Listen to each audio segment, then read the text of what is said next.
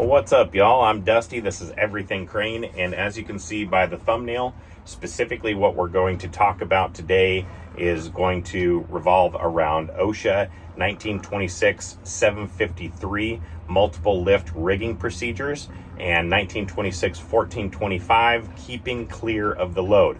Now, the reason why I decided to make this video is because we had an incident today with a safety manager. Now, I appreciate safety managers. I sincerely do. But I have to wonder at some time if they just hire these guys off the street with very, very minimal experience. They are not clued in, nor are they experts on every single trade, especially when it concerns the trade of the crane industry and rigging, signal, etc. What had occurred was I was trolleyed out probably 212 feet, and my rigger was rigging two separate loads into, and they were going to rig and then attach as a high-low, a single load up above, then rig the second one, attach the second one to the bottom hooks, fly that to wherever. Now, this safety manager specifically came up and said, absolutely not. You're not allowed to do whatever you're doing with two loads on the hook. You must only do one at a time. So, basically to avoid an argument at the time, I had already lifted it up in the air. It was going to where it was going. He specifically didn't have an attitude. He didn't say anything to the safety manager. He simply stopped. He got a hold of me on the radio. I know specifically otherwise, and I dealt with it appropriately. Now, if any of you guys end up coming into this situation where you have a safety manager come in and specifically spew off a bunch of stuff about your specific job, which you know is true, it is your responsibility to educate this individual. It is your responsibility to educate this individual to help them further their knowledge. Now, maybe not go to the extent to tell them all of OSHA. That's all, honestly, is their responsibility. But if they're going to impose their personal opinion about what they believe is safe and not safe, then it is our responsibility. Now, he specifically said this because he believed that first load that was rigged and hung was dangerous, and that the rigger was not supposed to be directly underneath the road or underneath the load itself. Now, this is the reason why I'm bringing up these two specific OSHA policies, and let's get into that, because there is no gray area. It's very specific about what you can and cannot do. So on 1926-1425, keeping clear of the load, A is going to, maybe I won't go through the entire thing. We'll just hit it, see how it works. A is where available, hoisting routes that minimize the exposure of employees to hoisted loads must be used to the extent consistent with public safety. B is while the operator is not moving a suspended load, no employee must be within the fall zone except for employees. Number one would be engaged in hooking or unhooking or guiding a load. Two would be engaged in the initial attachment of the load to a component or structure, or number three, operating a concrete hopper or concrete bucket. Now, that's what we can pull out of that is basically that as you can see so far, there is nothing saying that they cannot be underneath the load. Now, if they are underneath the load, there's very specific reasons for why they should be there, and only in selected, designated, competent individuals should be there. So let's go on to the next one. When employees are engaged in hooking, unhooking, or guiding the load, or in the initial connection of a load to a component or structure and are within the fall zone, all of the following criteria must be met. This is where we get into it. Number one, the materials being hoisted must be rigged to prevent unintentional displacement. Number two, hooks with self-closing latches or their equivalent must be used, with the exception of J-hooks that are permitted for wooden structures, whatever. The materials must be rigged by a qualified rigger. Again, Nothing saying that you can't be directly underneath the load. It is saying specifically, if you're going to be, these are the scenarios that you must follow to be there in the fall zone. And the fall zone is considered anywhere, if that load were to fall vertically down in a diameter, that's considered the fall zone, which is also directly underneath it. Excuse me.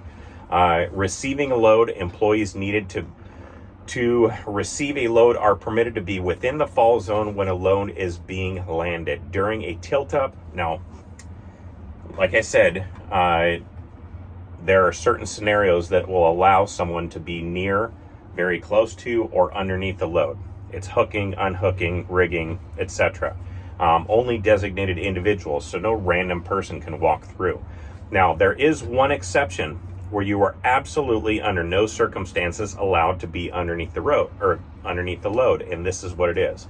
During a tilt up or tilt down operation, number one, no employee must be directly underneath the load. Now, for all of you that know what a tilt up is, there's a couple different scenarios, walls, what have you, but specifically tilt ups, tilt down are giant concrete foundation, or they're walls that are full of steel. It's all concrete that they poured on the ground, and then they had I don't know what's called, a diesel. You sprayed diesel. Now it's whatever.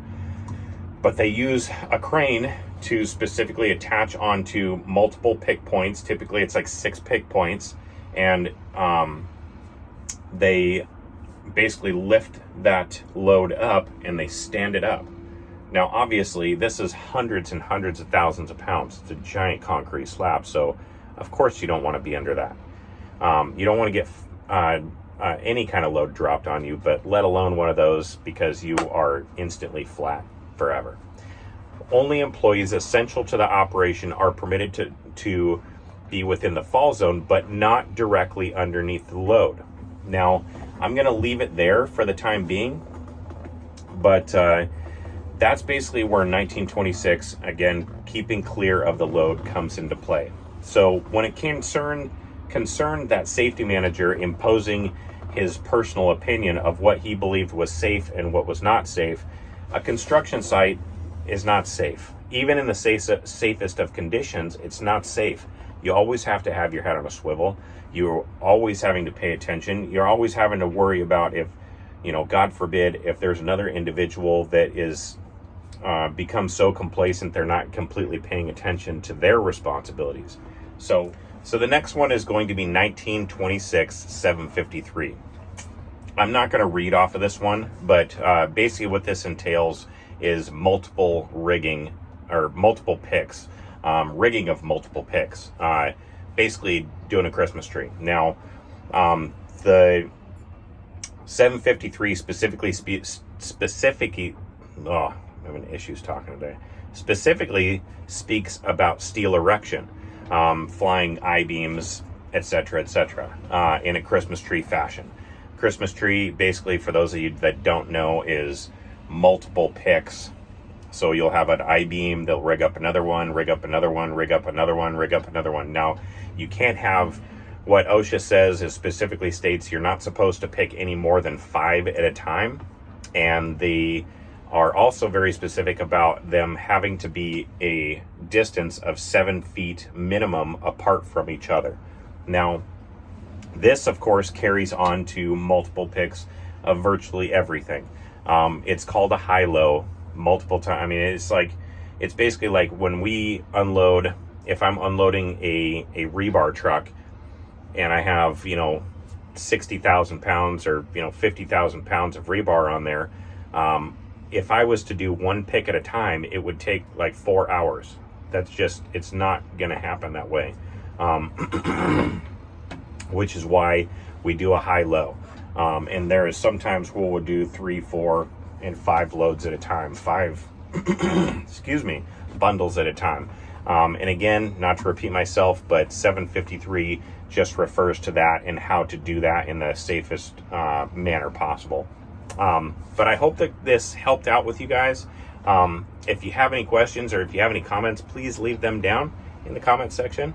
And make sure to hit that like button. Oh my goodness. It's my birthday today. Excuse me.